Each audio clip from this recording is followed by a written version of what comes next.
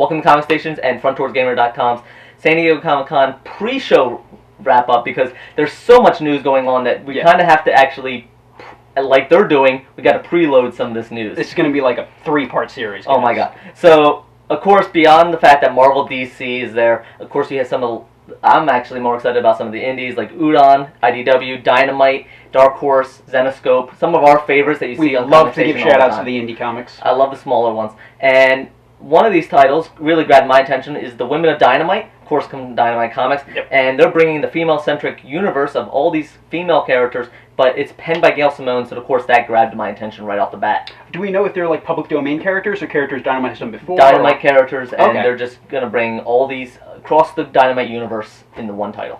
Well, I mean, it's Gail Simone, so that's definitely going to get some people's attention. Yes, and it grabbed my attention. Yeah. Similarly, you've got Marvel with a big shakeup. We mentioned this last week. Of course. The new female Thor, or as I call her, the girl next Thor.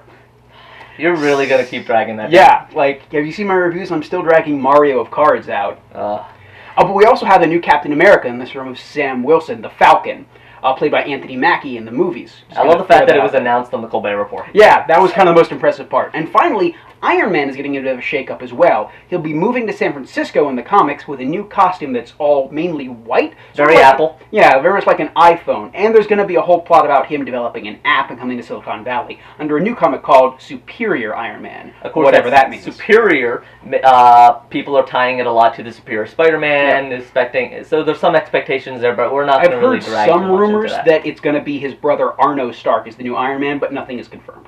Alright. And, of course, coming from the smaller titles, as we like to, Zenoscope is having their Age of Darkness tour. They're celebrating their 100th Grimm Fairy Tales title, as well as the indie from Boom Studios and Dark Horse Comics. They had tons and tons of I just keep getting all these emails about people signing and doing custom artwork and meeting the artists. So, really jealous. I would love to go there, and there's definitely a lot of stuff to visit there beyond just the big two companies that you know from comics. Like, tons really give out some love to the indie people. You'll find some great creative talent there and great people to talk with about comics. And if you are a fan of Marvel and DC, still check out the smaller ones, because honestly, a lot of these artists and everything, they're doing a little like moonlighting on these smaller independents. Folks like Matt Fraction, Jonathan Hickman, people who are big at the other companies do some of their best work with the independents. With Image and IDW, they're coming over and doing Lovecrafts here. They're just enjoying it, like Gail Simone earlier with the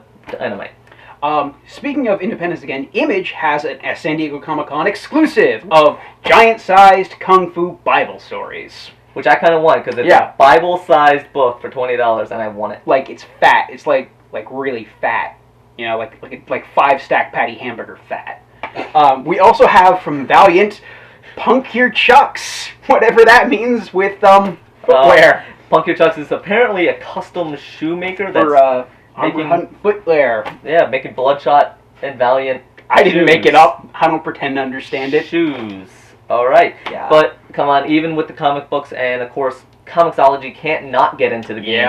And they're there, and I'm really jealous because they're giving away, I think it said something about like $10,000 worth of $5 lot of digital comic stuff, $5 like app credits and everything, so I'll admit, even though I'm here and I love my local comic book store, I still go on Comixology when they have the sales and get giant amount of volumes. They're a great resource that way. And finally, on a personal note, Alabaster will be returning by Caitlin Kernan and Steve Lieber. And if you go all the way back in the archives of FrontDoorsGamer.com, you can see that my first comic book review was actually Alabaster Wolves. So that's going to hold a nice part of my heart. Yeah, right? I like that. And that's coming out next year, which I'm sad about. Why they're announcing so late. On the television side of things, as I'm the television guy now that I've decided to review The Strain, we learned from Jeff Johns that DC's television stuff, in all of its myriad forms, will never interact with its movie stuff. So sadly, The Flash will never show up in Batman vs. Superman. Of course, this also comes with another caveat in that it won't connect across networks. So the Batman you see in Gotham won't be the Batman you see in Arrow. So it's possible we'll have 3 live-action Batman at once. 4 if you count the Batman from the new Ultimate Animated Series.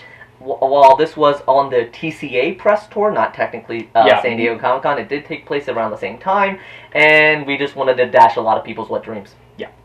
and know that you're going to be seeing stuff about this there. I mean, they're still dropping news about the Flash series, like Wentworth Miller being named as Captain Cold of the show. Yes. And over to video games, because what is a comic book convention without video games? True enough. The Middle-earth Shadow of Mordor is there, of course. It's available. It's playable. A lot of people, I heard a lot of good things about that. Is that the new Lord of the Rings online one, right? Yep. Yeah, so I've heard a lot of, actually, it's getting a lot of buzz, especially on a lot of the podcasts I listen to. So, curious about that one. As well as, of course, Disney's Infinity's Marvel characters. 2.0. Yeah. So just you wait till 2015 and they come out with the Star Wars batch and really start eating everyone's lunch. Yeah, seriously. And I know people, even if they don't play Disney Infinity or even some of these other Skylanders and all, they just collect the little figures. I know the people who have just bought it strictly because Marvel decided to come out with it as well. Exactly. It's a great business model, and you can see why it's doing as well as it is. Oh no, it makes them lots of money. Yeah. We also have from Bandai Namco, you have Sword Art Online for the Vita from the... That's anime, manga. Exactly. And you also have Tales of the Heart. Which, of course, Tales of series. Yeah, for Vita as well. And then, finally, from Industries and Gearbox... I just thought this was cool. Yeah, this is the greatest thing ever. They actually brought to life the pre-sequel for Borderlands in a laser tag event. That's the most amazing thing ever! In a stadium. It's outside of the convention, but it's in a stadium. They have a live, actual laser tag, and it's all about the prequel, and I want to just go I just really hope there's, like, some grenazers. I really hope that, yeah. And they have some bots and everything. Exactly. Alright, so this is our pre-news, because there's so much news already before San Diego. We wanted to get it out of the way. We're expecting all kinds of announcements over the course of the week from San Diego Comic-Con. Like, I've heard tell that we're going to have all sorts of Marvel announcements, trailers coming out, stuff from DC, and of course other things like Fox and Sony as well. Of course, you got comic books, television, movies, video games. It's just all over the medium. So I wouldn't be surprised if we see something about the new Arkham game before the end of the con. Oh, the Arkham Knight. Yeah. Yeah, I'm looking forward to that. Same.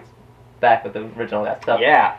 All right. Well, this is our little prequel wrap up. A lot of the news that's come out before San Diego Comic Con. So stay tuned to Front Towards Gamer for all the actual news once the con starts. Yep. So thank you, and we'll be coming out with these as quickly as we can. Yeah. Thank you.